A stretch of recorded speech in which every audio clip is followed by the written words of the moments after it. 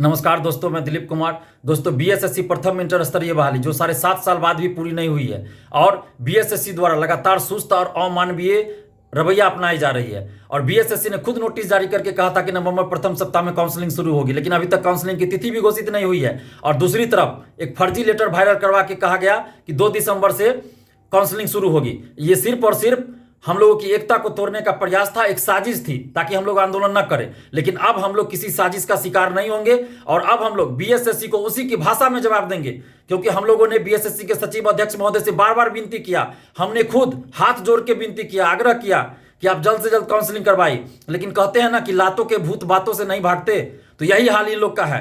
तो अब बीएसएससी को उसी की भाषा में जवाब देने का वक्त आ गया है। अब डू और डाई का सिचुएशन आ गया। अब हम लोग का आंदोलन डू और डाई का होगा। अब याचना नहीं, अब रन होगा।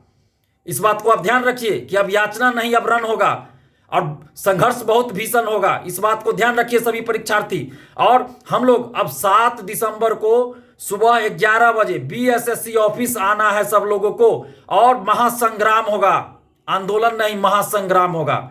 बीएसएससी ऑफिस आइए, 7 दिसंबर को सुबह 11 बजे बीएसएससी ऑफिस आना है। महासंग्राम होगा उस दिन और बीएसएससी को उसी की भाषा में हम लोग जवाब देंगे। अब हम लोग बहुत बर्दाश्त कर लिए, अब धैर्य की सीमा पार हो गई। अभी तक हमने आप लोग को रोक रखा था, लेकिन अब हम भी नहीं रोकने वाले हैं। और आप लोग, आप तमाम परीक्षार्थी, बिहार के तमाम छात्र छात्राएं जिस तरह से आंदोलन करना चाहते हैं, जैसा आंदोलन करना चाहते हैं, वैसा ही आंदोलन अब होगा और बीएसएससी को उसी की भाषा में अब हम लोग जवाब देंगे। और 7 दिसंबर को सुबह 11 बजे बीएसएससी ऑफिस आप लोग आइए। अब बीएसएससी ऑफिस पे ही महासंग्राम होगा।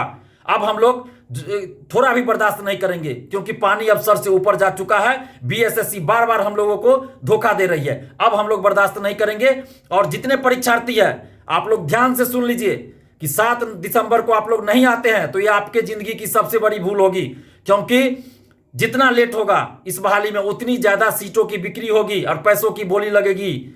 आप देख लीजिए, सचिव अध्यक्ष जनवरी में रिटायर होने वाले हैं। जैसे ही ये लोग रिटायर होंगे और ये लोग चाहते हैं कि इस बहाली को लटका के रखें और हम रिटायर कर जाएं, और ये रिटायर होंगे तो जो नए सचिव अध्यक्ष आएंगे तो वो भी 4-5 महीना लगाएंगे और फिर से सब चीज का देखेंगे और अपने लोगों को पैसा लेके अपने लोगों को इन करवाएंगे। सीटों की बिक्री होगी तो वहां भी आपको नुकसान होगा। और दूसरी तरफ आप देखिए, कोरोना का जो नया वेरिएंट आ रहा है उसके चलते, उसके चलते भी लॉकडाउन लग जाए या फिर हो सकता है धरना प्रदर्शन पे रोक लगा दिया जाए या उसका बहाना बना के काउंसलिंग को आगे बढ़ा दिया जा सकता है। तो इसीलिए आप लोगों को एकदम सावधान हो जाना है। और दूसरी तरफ देखिए, राजनीतिक वर्चस्व की भी लड़ाई चल रही है, तो हर कोई चाहता है कि मेरे आदमी का इसमें सेटिंग हो। इसीलिए 1218 नए अभ्यर्थियों का पीटी का रिजल्ट दिया गया था।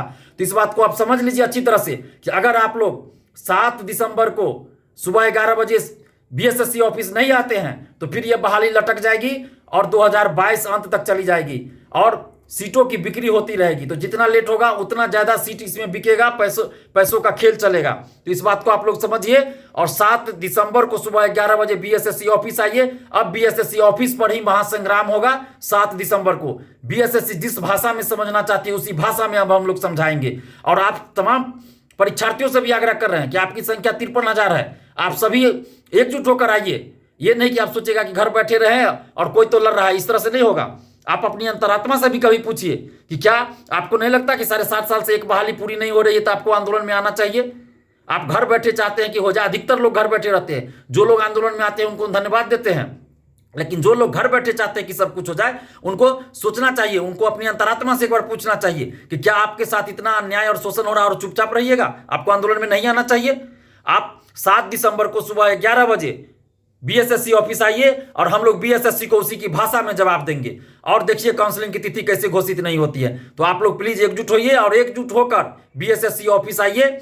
और जिनको भी कोई सलाह देना हो, कोई शिकायत हो, तो हमें मोबाइल पे फोन करके या व्हाट्सएप करके बता सकते हैं। हमारा मोबाइल नंबर है 7282005656। इस नंबर पे आप कॉल या व्हाट्सएप करके हमें बता सकते हैं। और एकजुट होकर अपने सभी प्रयास कीजिए कि अपने साथ छात्रों को, छात्राओं को अभी जोड़ सके, अपने साथ ज्यादा से ज्यादा स्टूडेंट्स को जोड़ सके।